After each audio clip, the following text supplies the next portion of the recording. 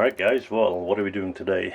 I'm showing you an HHO generator that I made based on a number of videos that I watched online. And yeah, we're gonna see if it works, right? So what do we got going on here? This is a jar with plain water, and it has a hose going all the way down and one hose that's above the surface. The point of that is when this generates gas, it will flow from here to there underwater and it will go back up here. Okay, if for whatever reason the gas coming out of this tube right here catches fire, the fire will never go into the generation jar, right? Because it will stop above the water level, right? Then next up, I have two bolts that are in water. I added soda to that water just to increase the conductivity.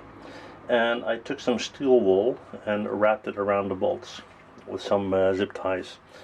Now make sure that these two pieces of steel wool are not touching, otherwise you're going to short things out. And with gas being generated, that can lead to a very, very dangerous and explosive situation.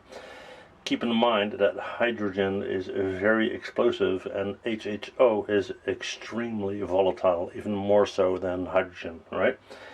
So make sure your clamps are set to the positive and negative before you turn on the power. You want to avoid sparks at all costs, right? Then we're going to turn the dial all the way down to 0 volts and we're going to turn it on. We're going to get a display here. And let's see if we can see that. Let me just do a handheld camera for a bit. Alright, so you can see everything is set to 0. And let's get this out of the way here. Alright, so you can see everything is set to 0. Here is our setup. These are literally 2 bolts wrapped in steel wool with zip ties. And initially it didn't work because the lid was shorting out because it's metal. So I insulated those, right? So what we're going to do is we're going to turn on the voltage and see if it will generate any gas. And turn that up 28.5 and look at that go, generating gas like crazy, right?